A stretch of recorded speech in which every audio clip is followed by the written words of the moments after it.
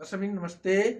म यति बेला राष्ट्रिय जनमोर्चाका अध्यक्ष चित्रबहादुर केसीको घर छु र चित्रबहादुर केसीले अस्ति भर्खर राष्ट्रिय जनमोर्चाको चाहिँ कार्यकारी पद रेशमिराज नेपालीलाई दिनुभएको छ। त्यसबारे बुझ्न पनि म यहाँ आएको हुँ। केसीजी नमस्ते। नमस्ते। धेरै मिडियामा चाहिँ समाचार आयो, मलाई धेरैले सोध्नुभयो चित्रबहादुर केसीले राजीनामा दिनुभयो कि भनेर। तर राजीनामा त होइन, उहाँले घरको समस्याले गर्दा कार्यवाहक दिनुभएको छ भनेर स्पष्ट पार्ने काम त जाने बुझेछन्, हामीले पनि गर्यौँ। तर वास्तविक के हो बताइदिनुहोस् न सबै दर्शक दिनहरूलाई। वास्तविक कुरा के हो भने मेरो चाहिँ परिवार अल्जाइमर भएको छ।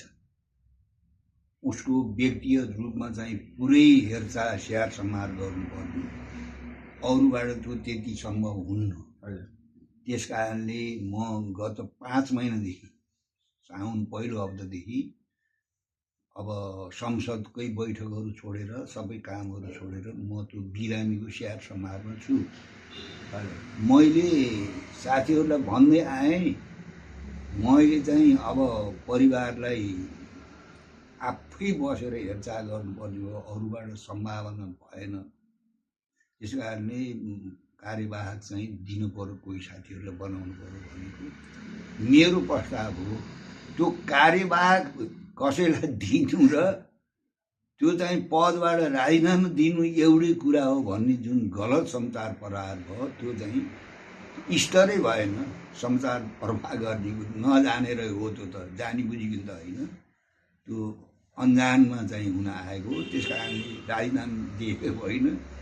अब म आफू अध्यक्ष छान्छु। अब रश्मिराजजी पहिले कार्यकारी अध्यक्ष हुनुहुन्थ्यो, उहाँलाई अहिले चाहिँ नि अब कार्यभार चाहिँ दिएको, काम चलाएको भन्नु।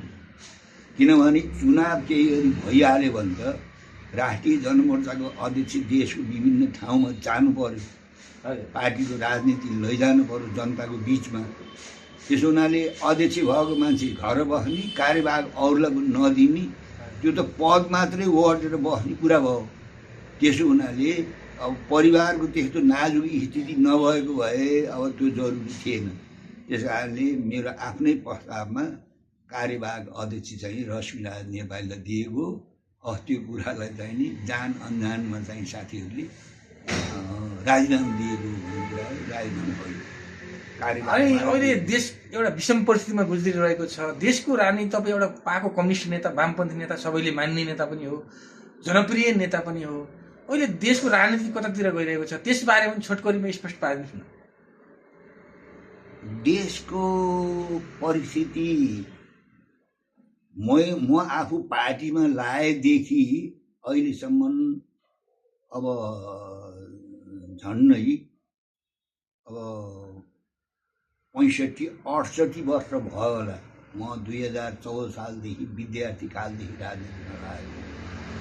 अहिले जस्तो यस्तो चाहिँ अब विदेशीको योजनामा, विदेशीको षड्यन्त्रमा जुन अहिले चाहिँ भदौ 23-24मा जुन नेपालमाथि आक्रमण भयो, आक्रमण गरियो, यो चाहिँ अत्यन्त डरलाग्दो चाहिँ घटना हो।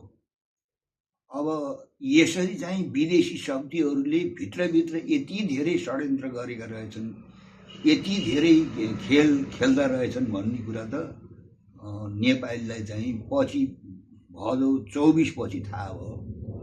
अब जेएनयूहरूको माग भनेको भ्रष्टाचारका विरुद्धमा हो। उनीहरूको जायज माग थियो, भ्रष्टाचारको चाहिँ नि विरोध हुनुपर्छ भनेर त स्वयं नेपाली जनताले चारैतिरबाट सत्तामा शक्तिमा बस्नेहरूले आदर्शको राजनीति गरेनन्, राष्ट्र र जनताको राजनीति गरेनन्। विशुद्ध चाहिँ गुटगत स्वार्थ, पार्टीगत स्वार्थ पुरा गर्नको लागि विदेशीहरूको पनि दलाली गुलामी गरे। त्यसो हुनाले त्यसको त विरोध त भइरहेको थियो। जेएनयूको विशुद्ध माग भनेको भ्रष्टाचारका विरुद्धमा र त्यो जुन चाहिँ सामाजिक सञ्जाल सरकारलाई चाहिँ सर्वोच्चले कानुन बनाएर सामाजिक सञ्जाललाई चाहिँ नियमन गर्न भनेर आदेश दिएको थियो।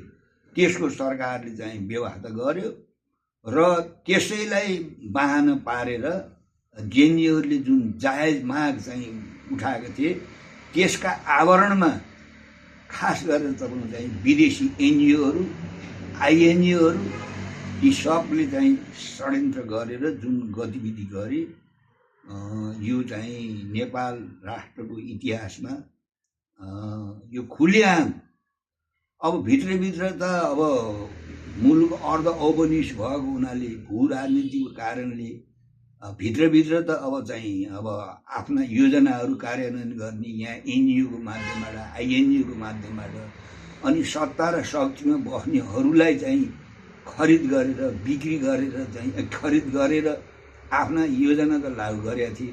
तर अहिले त खुलेआम नाङ्गो रूपले आयो।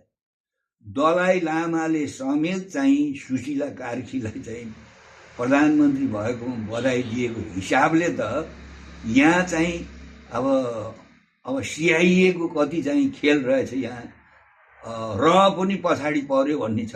तर चाहिँ यो अहिलेको यो जुन गतिविधि हो पहिलो कुरा त यो गतिविधि गर्नमा चाहिँ सत्तामा शक्तिमा बस्नेहरूको चाहिँ कमजोरी हो।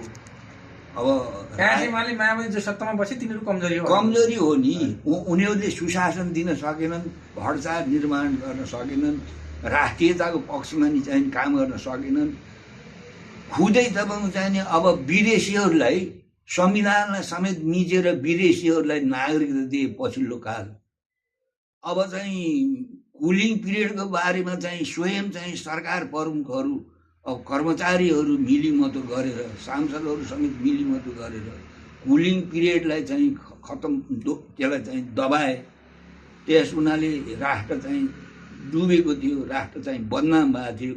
त्यो बहानामा शक्ति राष्ट्रहरूले पहिलेदेखि एनजिओ आइएनजिओको माध्यमबाट नेपाललाई कब्जा गरिराखेका रहेछन् र यसरी जसलाई नेपाली जनताले चाहिँ भनौँ न आँखाको औषधि गर्ने डाक्टरलाई आँखाको भगवान अनि एमसिसीको भारी बोकेर हिँड्नेलाई चाहिँ विद्युतको भगवान भनेर नेपाली जनतालाई पढाइयो। सहकारी ठगेर नेपाली जनताको चाहिँ असिनो पसिनो पौडी खेल्नेहरूलाई चाहिँ नि उही हो चाहिँ मुक्ति गर्ने भनेर यसरी साम्राज्यवादी बजारमा तपाईँको गाउँमा व्यापक रूपमा त नयाँ पुरानाले केही गरेनन्, अब नयाँले चाहिँ गर्छन् भन्ने र जनस्तरमै त्यस्तो छ केसीजी। अनि राष्ट्रिय जनमोर्चा फेरि चुनावमा एक्लै लड्ने कुरो आएको छ, परिणाम कस्तो आउला तपाईँहरूको चाहिँ त्यसमा भनाइ के छ? होइन, एक्लै लड्दाखेरि नै हाम्रो राजनीति चाहिँ जान्छ। पहिले 56 म आफै एक्लै लडेर जितेर आएको, अरू साथीहरूले नि गरे, हाम्रो समेत बानी बिग्रियो होइन। त्यस कारणले अब मुख्य कुरा चाहिँ जितेर त एमाले पनि गए, अहिलेसम्म संसदमा काङ्ग्रेस गयो, माओवादीले त्यत्र सिट ल्याएको थियो 64 सालमा, जितेर माया त हुनु रहेछ नि। जब राजनीति पार्टीहरूले आदर्श नैतिकता देश र जनताप्रतिको इमान जमान राजनीतिलाई जुन एउटा राष्ट्र र जनताको लागि गर्नुपर्ने, राजनीति गर्नेहरूले भ्रष्टाचार गर्ने, सुन चोर्ने, अब चाहिँ नेपालीलाई चाहिँ भुटानी बनाएर चाहिँ बिक्री गर्ने, सहकारीको रकम खाने, त्यो खाएका मान्छेहरू आफ्ना भए जोगाउने, अर्को भए चाहिँ तपाईँको चाहिँ त्यसलाई कारबाही गरेर देखाउने। त्यस कारणले राजनीति पार्टीहरूकै नालायकीपन, भ्रष्टाचारमा राजनीति पार्टीहरू सरकारमा सत्तामा बस्नेहरू डुबेकै कारणले शक्ति राष्ट्रहरूले एनजिओ आइएनजिओबाट चाहिँ द्वारा लगातार देशलाई चाहिँ अब खतम पारिरहेका थिए उनीहरूले विकासको नाममा होइन। अब अहिले त अब कस्तो सरकार बनिरहेछ भन्दाखेरि दलाई लामालाई पुनर्स्थापन गर्नु पर्यो तिब्बत, अब त्यस खालको माग छ। अब सत्तामा शक्तिमा बस्नेले अब अमेरिकाको चाहिँ हुन्डी खाएर नेपाली समाज ध्वस्त पार्नेहरूलाई प्रधानमन्त्रीले जेठो छोरो भनेको त कहाँ पुग्यो नेपालको राजनीति? अनि यसलाई ट्र्याकमा कसरी लिने राजनीतिलाई? ट्र्याकमा त नेपाली जनताले बुझ्नु पर्यो। एनजिओ चाहिँ शक्ति राष्ट्रबाट आएका एनजिओहरूले आइएनजिओहरूले कसरी राजनीतिक पार्टीहरू ध्वस्त पारेका रहेछन्। राजनीतिक पार्टीहरूको विस्तारमा उनीहरूको शक्ति बढ्नमा देशको राष्ट्रियता सार्वभौमता र अखण्डतालाई वृद्धि गर्ने अर्थमा देशमा कल कारखाना खोल्ने, उद्योग धन्दा खोल्ने अर्थमा पार्टी विकास भएको त रहन्छन् नि। पार्टी विकास त किन भएर रहेछन् भन्दाखेरि चाहिँ नि विदेशी एनजिओ आइएनजिओको दलाल खाएर चाहे न्यायपालिकामा होस् चाहे कार्यपालिकामा होस् चाहे विधायिकामा होस् हरेक क्षेत्रमा विदेशीहरूको चाहिँ डलर खाएर अनि ती विदेशीहरूको भरिया भएर यो मुलुकलाई चाहिँ रसातलमा डुबाउने त राजनीतिक पार्टीहरू, सत्तामा शक्तिमा बस्ने कर्मचारीहरू, मानव अधिकारको चाहिँ अब गीत गाएर चाहिँ नि हिँड्नेहरू त तपाईँको चाहिँ नि अब पश्चिमाहरूको चाहिँ भरिया पो रहेछ नि। यो काङ्ग्रेस एमाले माओवादी पनि लामो समय सत्ता सम्हाले, त्यस विरुद्ध जनतामा एक किसिमको विद्रोह आयो कि हामी त गाउँ गाउँमा जान्छौँ होइन, जनस्टरमा गयौँ, तपाईँहरू पनि जान्नुभयो। यसो हेर्दाखेरि काङ्ग्रेस एमाले माओवादी एकदम धेरै पुरानो भए भनेर एउटा नयाँ पुस्ताले यो एकदमै पुरानाले केही गर्न सक्दैनन् भन्ने एउटा भाष्य निर्माण भएको छ। यी पार्टीहरूले केही गर्न सक्दैनन्, यी नेताहरू सबै चोर हुन्, नयाँले केही गर्छन् भन्ने एउटा भाष्य निर्माण भएको छ। त्यसलाई कसरी हेर्नुभयो तपाईँ? होइन, नयाँको त गति देखिहाल्यो नि। नयाँ आएकालाई जसले तपाईँ चाहिँ अब टिओबीको जकेट लाएर सिंहदरबारमा आगो लाउन हिँडे होइन, संसद भवन पोल्न हिँडे, त्यस्तो गर्ने मान्छेहरूलाई तपाईँको चाहिँ छोराको नातो देखाउने भएपछि नयाँ आएको त देखिहालियो। त्यस कारणले नयाँ र पुरानो होइन, मुख्य कुरा चाहिँ नि कुनै पनि पार्टीको राजनीति सिद्धान्त के छ अब चाहिँ त्यो हो नि हेर्ने। त नयाँ आएकैले हो नि तपाईँको चाहिँ नि त्यो नयाँ आएका चाहिँ नि चाहिँ जागिरमा त नयाँ त आएका हुन्छन् त ठिटाहरू, भर्खर ठिटाहरू होइन, अब पास गरेर चाहिँ सत्तामा शक्तिमा बसेका हुन्छन्। ती बुढाले मात्रै गरे हुन्छन् भ्रष्टाचार, सत्तामा शक्तिमा बस्नेहरू, चाहे अब निजामतीमा होस् चाहे फौजदारी। काङ्ग्रेस एमाले विशेष गरेर काङ्ग्रेस एमालेहरूले दुईवटा ठुला दलहरूले सत्ता प्रतिपक्ष र एउटा चाहिँ अर्को दुईवटा ठुला दल मिलेर सरकार बनाएपछि जनतामा एक किसिमको निराशा पैदा भइरहेको थियो। होइन, त्यो गर्नुभन्दा पनि राजनीतिक पार्टीले राष्ट्र र जनताको सेवा गर्ने भन्दा पनि राज्य शक्तिमा जाने भनेको देश लुट्ने, सम्पत्ति कमाउने, हरेक ठाउँमा भागवण्डा गरेर खाने, भागवण्डा गर्ने, सुनचोरको भन्दाखेरि चाहिँ नि गृहमन्त्री भइसकेका मान्छेहरू, सभामुख भइसकेका मान्छेहरू, मन्त्री भइसकेका, विद्रोह भयो। अनि यस्तो भ्रष्टहरूलाई चाहिँ साथ दिने को हो? मैले राजनेताहरूलाई मात्रै दोष दिन्न। त्यो चाहिँ चुनाव त तपाईँको चाहिँ अब भनौँ न, अब बहुदल आएदेखि पञ्चायती व्यवस्था गएपछि होइन, पञ्चायती व्यवस्थामा चाहिँ पनि भ्रष्टाचार हुन्थ्यो, लुटपाट हुन्थ्यो, सुनचोर त्यतिखेर पनि थिए। त्यति बेला बोल्न पाइन्थ्यो, बोले चाहिँ सत्ताधारीहरूले जिउरो ठुत्थे। अहिले कमसेकम जनताले बोल्न लेख्न चाहिँ थाहा पाउने भएको हुनाले सुनचोर को हो, भ्रष्टाचारी को हो, सहकारी लुटेर को हो भन्ने कुरा व्यापक प्रचार भए पनि तिनैले पैसा लिएर तपाईँको चाहिँ चुनावमा जान्छन्। ठुला ठेकेदारहरू, ठुला तस्करहरू, ठुला व्यापारीहरू, अब तिनैले पैसा लगाएर जान्छन् र त्यहाँ चाहिँ पैसा फिनाउँछन्। अनि ती बिचमा बसेका दलालहरूले त्यो पैसा खाएर तपाईँको चाहिँ जनतालाई अनेक प्रकारका चाहिँ चकाचौँध पारेर जितेर आउँछन्। त्यस कारण यो भयावह स्थिति हुनको पछाडि खालि राजनेता मात्रै, नेताहरू मात्रै, मन्त्रीहरूमा जिम्मेवार छैन। त्यो जनताको पनि के छ भन्दाखेरि संलग्नता छ। अब एउटा चुनावमा आएर उसले चाहिँ करोडौँ रुपियाँ खर्च गरेर चाहिँ जान्छ र वहाँ गएपछि उसले त चाहिँ आफूले चुनावमा खर्च गरेको पैसा उठाउनै पर्छ उसले, किनभने खर्च गरेर गएको छ, 20-30 करोड खर्च गरेर गएको छ। त्यस कारणले कुनै सांसद भएर मात्रै पनि उसलाई पुग्दैन। उसले मन्त्री हुन पाएन भने त्यो पार्टी नै छोड्छ, त्यहाँ विद्रोह गर्छ उसले। त्यो एउटा पार्टीको कुरा होइन। राष्ट्रिय जनमोर्चा बाहेक संसदभित्रको घुस नखाने, भ्रष्टाचार गर्ने एउटा मान्छे देखाउनु, त्यो एउटा पार्टी देखाउनु संसदभित्र। अन्तमा केही अब चुनाव होला नहोला, यदि चुनाव भइहाल्यो भने राष्ट्रिय जनमोर्चाले एक्लै देशव्यापी रूपमा चाहिँ चुनाव लड्ने निर्णय गरेको रहेछ। तपाईँहरू चुनावमा कसरी जाँदै हुनुहुन्छ? चुनावमा हामीले चाहिँ आफ्नो पार्टी त घुस नखाने, भ्रष्टाचार नगर्ने, राष्ट्रघात नगर्ने पार्टी हो नि राष्ट्रिय जनमोर्चा। यी राष्ट्रघातीहरू, घुस खानेहरू, भ्रष्टाचार गर्नेहरू, उनीहरूको बारेमा चाहिँ नि हामीले व्यापक रूपमा जनताको बिचमा भन्न खोज गरेर जान्छौँ र जनतालाई नि भन्छौँ।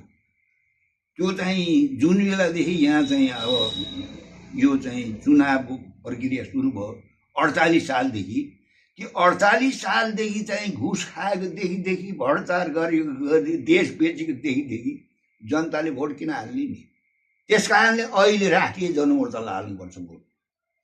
कि भन्नु पर्यो राष्ट्रिय जनमोर्चाले पनि 51 सालदेखि सदनमा छ, त्यसले चाहिँ यो ठाउँमा घुस खायो, यति बेला चाहिँ देश बेच्यो, यति बेला साम्राज्यवादीहरूको दलाली गर्यो भनेर जनताले, नेपाली जनताले भन्न सक्नु पर्यो।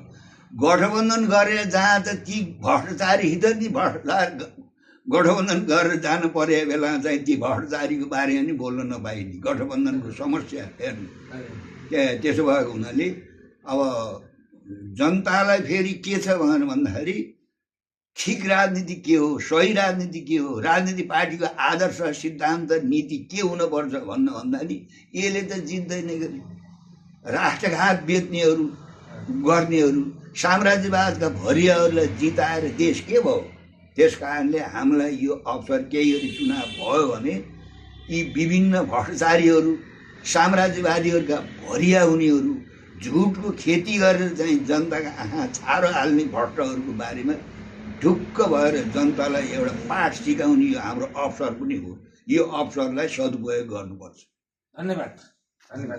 हाम्रो मिडियालाई चाहिँ तपाईँले महत्त्वपूर्ण समय दिनुभयो। धन्यवाद।